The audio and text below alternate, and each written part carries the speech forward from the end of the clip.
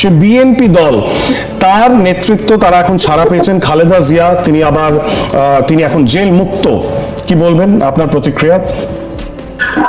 আমার প্রতিক্রিয়া হচ্ছে যে এটা আসলে আরো আগেই হওয়া উচিত ছিল, কারণ তিনি ওনার কনভিকশন হয়েছে, তিনি তার সাজা করেছেন। তিনি বয়স্ক একজন মহিলা, ওনাকে আসলে তিনি জেলে ছিলেন না, তিনি গৃহবন্দী ছিলেন। ঠিক। তবে আমার মতে আসলে ওটাও আর প্রয়োজন ছিল না। তো আমি এটা মনে করি এটা সঠিক সিদ্ধান্ত হয়েছে ওনাকে ছেড়ে দেওয়া। এবং শুধুমাত্র খালেদা জিয়া নন, আজ এই মুহূর্ত পর্যন্ত যে খবর বারবার বাংলাদেশ থেকে উঠে আসছে, বিভিন্ন মানুষ, বিভিন্ন অ্যাক্টিভিস্ট, বিভিন্ন ক্ষেত্রের মানুষ যারা আপনাদের সরকারের বিরুদ্ধে কথা বলেছেন, তাদেরকে গুম করে দেওয়া হয়েছে, ডিটেনশনে রাখা হয়েছে, বিভিন্ন জায়গায় পুলিশ তাদেরকে গুম করে রেখেছে, তারা আস্তে আস্তে ফিরে আসছেন, তাদেরকে ছেড়ে দেওয়া হচ্ছে। কোথাও গিয়ে আপনার মনে হয় না যে এই ধরনের গণতান্ত্রিক এই আন্দোলনগুলিকে স্টাইফল করার এই যে প্রচেষ্টা, তার ফলে আজকে আপনার সরকার পড়ে গেল, এই একটা গণ অভ্যুত্থানের সৃষ্টি হলো? এখানে হয়তো কিছু লোকজন আমাদের আইন শৃঙ্খলার দায়িত্বে যারা ছিলেন বাড়াবাড়ি করেছিলেন, তবে এখানে আপনাকে একটা কারেকশন করবো যে এখানে কিন্তু অ্যাক্টিভিস্ট ছিল না। যারা বেরোচ্ছে তারা কিন্তু সব ছিলেন মিলিটেন্টস, নট অ্যাক্টিভিস্ট। বেশ, এখানে কিন্তু মারাত্মক একটা পার্থক্য আছে। আমি এটা পক্ষে না, আমি বিশ্বাস করি সে কেউ যদি মিলিটেন্ট হয় তার বিচার করে তাকে জেলে দেওয়া উচিত। তাকে যদি ফাঁসিও দিতে হয়, আইনগতভাবে বিচার করে তাকে সাজা দিতে হবে। একদম। এমনি গ্রেফতার করে রাখা উচিত হয় না, এটা ঠিক না কোনো গণতান্ত্রিক সমাজে। এটা আমাদের যদি ডিফেন্স, এটা আমি বলবো ন্যাশনাল সিকিউরিটি সিস্টেমে কেউ যদি এটা করে থাকে, এটা একটা ভুল হয়েছে।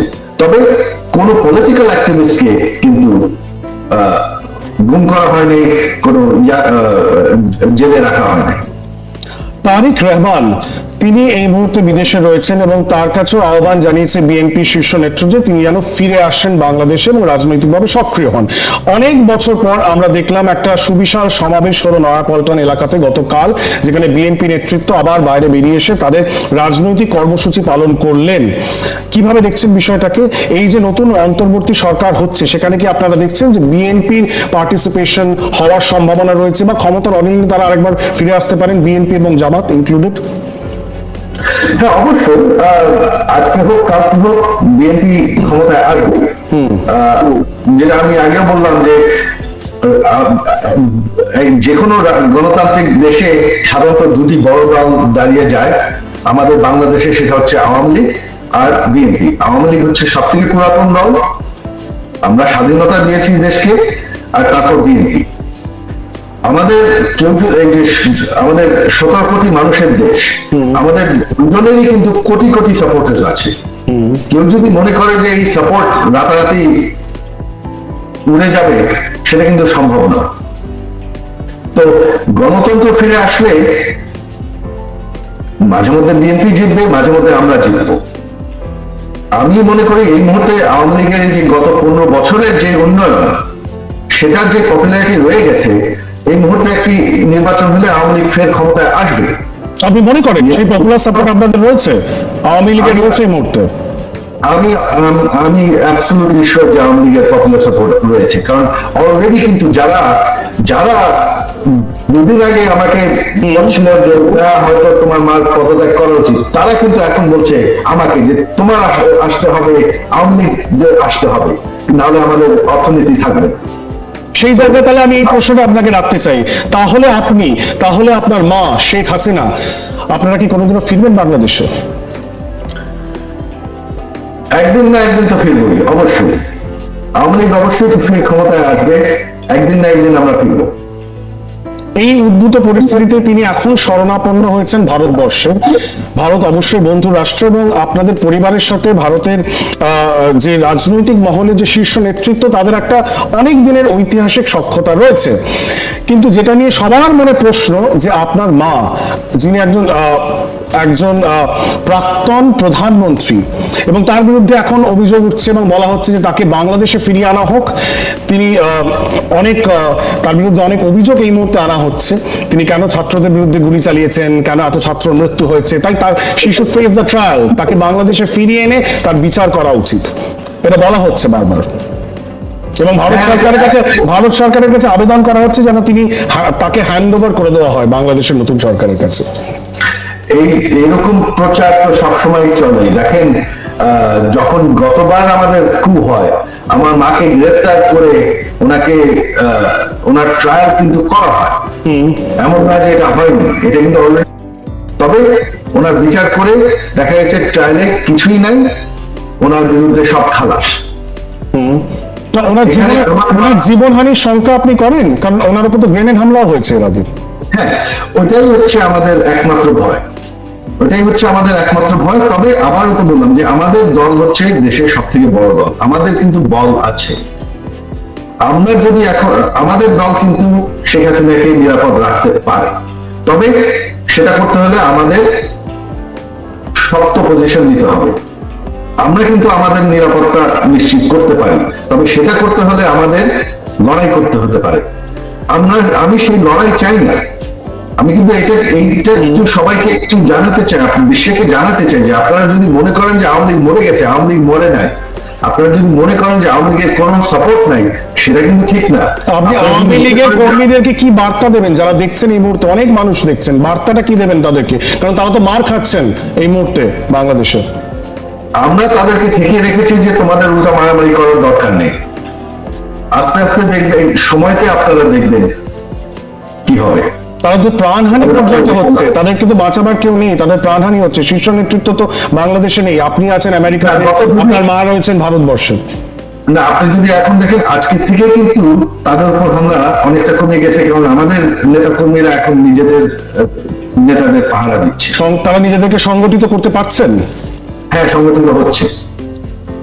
শেখ হাসিনা এরপর কোথায় যাবেন? তার অভিমুখটা কোথায়? আমরা তো শুনছি লন্ডন আপনাদেরকে অ্যাসাইলাম দিতে রাজি নয়, আমেরিকা ভিসা ক্যান্সেল করে দিয়েছে বলে আমার একটা খবর পাওয়া যাচ্ছে। আমরা ঠিক জানি না উনি কি ফিনল্যান্ডে যাবেন, উনি কি স্ক্যান্ডিনেভিয়ান দেশগুলিতে যাবেন, উনি যাবেন কোথায়?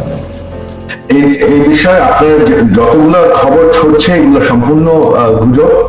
তিনি এখন পর্যন্ত কোথাও অ্যাপ্লাই করেন নাই, ইউকেতে অ্যাপ্লাই করেন নাই, আমেরিকাতে অ্যাপ্লাই করেন নাই, ফিনল্যান্ডে অ্যাপ্লাই করেন নাই, তিনি কোথাও অ্যাপ্লাই করেন নাই অ্যাসাইলামের জন্য।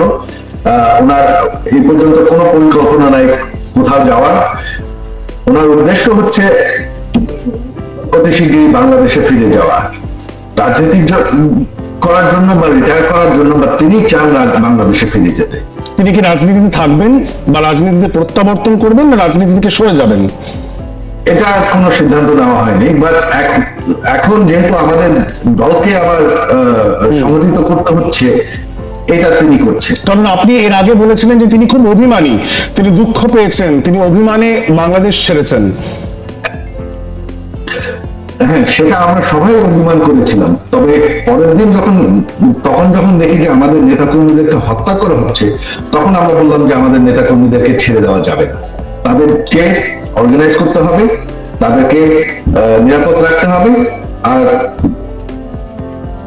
আওয়ামী লীগের শক্তি দেখাতে হবে, আওয়ামী লীগের পলিটিক্যাল মুভমেন্ট আবার শুরু করতে হবে। বেশ, ভারতীয় যে আওয়ামী লীগ শেষ হয়ে যায়নি। বেশ, ভারত সরকারের সাথে, ভারতীয় সরকারের শীর্ষ নেতৃত্বের সাথে আপনাদের কি আলোচনা হয়েছে? আপনারা কি এস জয়শঙ্কর বিদেশ মন্ত্রী বা প্রধানমন্ত্রী নরেন্দ্র মোদীর সাথে ডিরেক্টলি আপনি বা আপনার মায়ের কথা হয়েছে? আমি কারোর সাথে কথা বলি নাই, কি আলোচনা হয়েছে আমি জানি না। মানে আপনি কি খোঁজ নিয়েছেন, খবর পেয়েছেন যে আপনার মায়ের সাথে তাদের কথা হয়েছে কিনা? কারণ তিনি তো একটা এয়ার বেসে এই মুহূর্তে আটকে শরণাপন্ন হয়েছেন। শুনেছি কথা হয়েছে, কি কথা হয়েছে আমি জানি না। তবে আমি প্রথমেই প্রধানমন্ত্রী মোদীকে আমার কৃতজ্ঞতা জানাতে চাই, আন্তরিক কৃতজ্ঞতা, আমার মার জান বাঁচিয়ে দিয়েছেন। তবে ভারতের সরকারকে আমি একটি কথা বলবো যে ভারতের ইস্টার্ন সাইডে সিকিউরিটি এবং মাইনরিটিসদেরকে নিরাপদ রাখতে শুধুমাত্র একটি সরকার সক্ষম হয়েছে, সেটা হচ্ছে আওয়ামী লীগ। আর একমাত্র আওয়ামী লীগই পারবে এটা। আওয়ামী লীগ একমাত্র গ্যারান্টি, আপনারা যদি চান যে বর্ডার সিকিউর থাকবে আর বাংলাদেশের হিন্দুরা সিকিউর থাকবে, একমাত্র গ্যারান্টি আছে যদি আওয়ামী লীগ ক্ষমতায় থাকে। আর সেটার জন্য কিছু প্রয়োজন নাই, সেটার জন্য শুধুমাত্র প্রয়োজন যে একটা নির্বাচন এবং একটা ফ্রি এন্ড ফেয়ার নির্বাচন, যেখানে আওয়ামী লীগের উপর আর হামলা না করা হয়। যে দেশ ইলেকশন হয়, আমি কনফিডেন্ট যে আওয়ামী লীগ এখন আবার বেশ, আপনার দেশ আমাদের পার্শ্ববর্তী দেশ, সেই দেশের তৈরির মুহূর্তে ভারত পাশে ছিল। আজও আপনার পরিবার এবং আপনার পরিবারকে শরণাপন্ন ভারতে আপনারা হয়েছেন এবং ভারত সরকার সেই সাহায্য করছে, কিন্তু ভারতের যে অ্যাক্টিভ সাহায্যের কথা আপনি বলছেন সেটাকে আপনারা পেয়েছিলেন এই বিগত সময় যখন ক্রাইসিসটা চলছিল, নাকি সেটা পাননি বলেই আজকে এই সরকারটা পড়ে গেল? না, তখন মানে এই সিচুয়েশন আমার মার উপর আক্রমণ হওয়ার আগ পর্যন্ত, তো মানে গণভবনে আক্রমণ হওয়ার আগ পর্যন্ত ভারতের এখানে কোনো ইনভলভমেন্ট ছিল না। ওনার সিকিউরিটি নিয়েই শুধুমাত্র ইনভলভমেন্ট আছে এই পর্যন্ত, আর কি হচ্ছে না হচ্ছে আমি কিছু জানি। আপনি কি আশঙ্কিত? এটা হচ্ছে আমার দাবি ভারতীয় সরকারের প্রতি। আপনি কি ওনার সুরক্ষা নিয়ে, আপনার মায়ের সুরক্ষা নিয়ে আশঙ্কিত? না, বর্তমানে না, ভারতে তিনি অবশ্যই, ভারতে নয়, বাট আমি বলছি আগামী দিনে, ভবিষ্যতে এটা আমাদের নিশ্চিত করতে হবে। এবং যে আওয়ামী লীগের কর্মীদের সম্বন্ধে আপনি বললেন, কিন্তু যেটা ভারতে কনসার্ন, যে এত লক্ষ লক্ষ যে হিন্দু পরিবার যারা বাংলাদেশে অবস্থান করছেন, যারা বাংলাদেশে রয়েছেন, বাংলাদেশের নাগরিক, তাদের কি হবে? কারণ আমরা এখনো শুনছি কিছু কিছু অঞ্চল রয়েছে বর্ডারে, পশ্চিমবঙ্গের সাথে যেসব বর্ডার অঞ্চলগুলি রয়েছে সেখানে তারা আসছেন এবং তারা বলছেন যে ভারতে আশ্রয় দেওয়া হোক, এবং এটা নিয়ে ভারতীয় যে প্রশাসন তারা খুব উদ্বিগ্ন। হ্যাঁ, এটা তো স্বাভাবিক। এটা একটা মাত্র সলিউশন, এটা ইতিহাসে দেখা আছে, একটা মাত্র সলিউশন এখন, যে দ্রুত বাংলাদেশে নির্বাচন হোক, আওয়ামী লীগের উপর নির্বাচন থামুক, আওয়ামী লীগ যাতে একটা লেভেল প্লেইং ফিল্ড হয়, এইটা নিশ্চিত করলেই আমি কনফিডেন্ট যে আওয়ামী লীগ ক্ষমতায় আসবে আর আমরা এই সিচুয়েশনটাকে কন্ট্রোল। মানে হিন্দু পপুলেশন বাংলাদেশে সুরক্ষিত থাকবে, তারা বাঁচবেন, নাকি একটা বিশাল বড় পলায়ন হবে এবং তাদেরকে পশ্চিমবঙ্গে, ভারতবর্ষে চলে আসতে হবে? এটা তো আওয়ামী লীগ যদি ক্ষমতায় ফের আসে তাহলে আমি নিশ্চিত বলতে পারবো তারা নিরাপদ থাকবে। আওয়ামী লীগ ক্ষমতায় না থাকলে কিভাবে, সেটা আমি বলতে পারবো না। শেখ মুজিবের বাড়ি, সেই ঐতিহাসিক বাড়ি ধানমন্ডিতে, সেখানে উত্তেজিত জনতা ঢুকে পড়লেন এবং সেটিকে জ্বালিয়ে দেওয়া হলো, শেখ মুজিবের স্ট্যাচু ভেঙে দেওয়া হলো। এই যে দৃশ্য আপনারা আপনাদের এই জীবদ্দশায় দেখলেন, আপনি এবং আপনার মা এবং আপনার পরিবার, এটাকে আপনারা প্রসেস করতে পেরেছেন? এটাকে আপনারা মেনে নিতে পারছেন?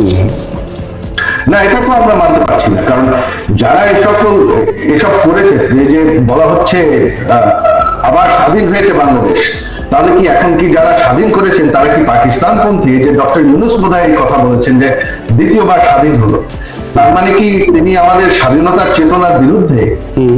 তাই তো এই ছাত্ররা তো মনে হচ্ছে যে এরা তো আসলে বাংলাদেশ কে ভালোবাসে না, মনে হচ্ছে তারা বাংলাদেশের আসল স্বাধীনতার বিরুদ্ধে। দ্বিতীয়বার স্বাধীনতা কি পাকিস্তানের পক্ষে হচ্ছে?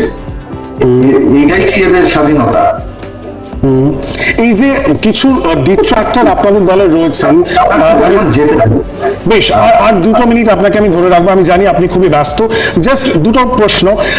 পিনাকি ভট্টাচার্যর মতো মানুষ যারা আপনাদের দলের বিরুদ্ধে প্রচার করছেন বিদেশে থেকে এবং একটা অ্যান্টি ইন্ডিয়া সেন্টিমেন্ট বা মুভমেন্টও সোশ্যাল মিডিয়ায় তৈরি করেছেন, ভারত বাংলাদেশের সম্পর্ক, এবং সেটা খুবই সুসম্পর্ক, খুব গভীর সম্পর্ক, ঐতিহাসিক সম্পর্ক, সেটা কি সেই সম্পর্কের জন্য খুবই পরিপন্থী? কারণ তারা তো এই মুহূর্তে উজ্জীবিত, উল্লসিত, এবং তারা প্যারিসের বুকে বলছেন যে নতুন করে স্বাধীনতা তারা পেলেন, এবং সেটা তারা প্রকাশও করেছেন। এটা তো স্বাভাবিক। আপনার প্রশ্নের উত্তর তো আপনি নিজেই করে দিলেন, তো এখানে আমার খুব একটা কিছু বলার নেই। ভারত সরকারের বুঝতে হবে যে এখন এরকম মানুষ যদি, এটা তো একটা নির্বাচিত সরকার না, তাদেরকে কিন্তু হাতে ধরে ক্ষমতায় বসায় দেওয়া হচ্ছে।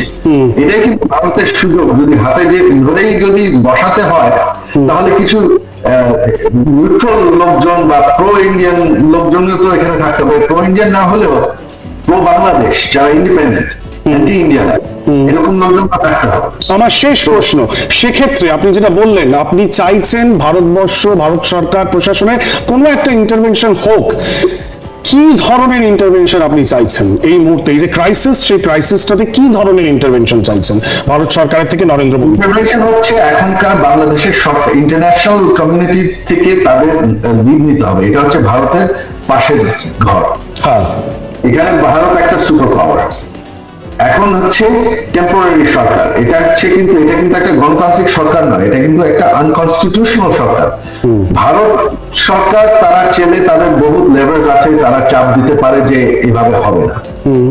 সেটা যদি তারা না করে, এখানে যদি অ্যান্টি ইন্ডিয়ানরা দেরকে ক্ষমতায় টেম্পোরারিলি বসায় দেওয়া হয়, তাহলে কিন্তু সেই চিন্তাও ওই বিএনপি জামাতের দিকেই নিবে। আমার কোনো আপত্তি নাই, আমার ব্যক্তিগতভাবে কিছু যায় আসে না, কারণ ইলেকশন হলে আওয়ামী লীগ সিট জিতবে, আওয়ামী লীগকে ঠেকানোর কোনো উপায় নেই, আওয়ামী লীগ বিরোধী দল হবে। তো তবে সরকার তখন ইন্ডিয়ার পক্ষে থাকবে কিনা বিপক্ষে চলে যাবে সেটা তো আমি বলতে পারবো না। বেশ, এবং একেবারে শেষে, মানে আমাদের সময় সংক্ষিপ্ত, ফাইনালি কোন ডিসিশন হয়েছে এখনো পর্যন্ত যে আপনার মা কোন দিকে যাবেন, এরপর তার গন্তব্য কি, কোন দেশ? না, এটা এরকম কোনো সিদ্ধান্ত হয়নি, কোনো ডিসিশন, কোনো আলোচনা হয়নি। কতদিন তিনি ভারতবর্ষে থাকবেন সেটাও এখনো চিন্তা করা হয়নি, পুরোটাই অনিশ্চিত এখনো পর্যন্ত। পুরোটাই অনিশ্চিত। বেশ, অনেক অনেক ধন্যবাদ সজীব ওয়াজেদ।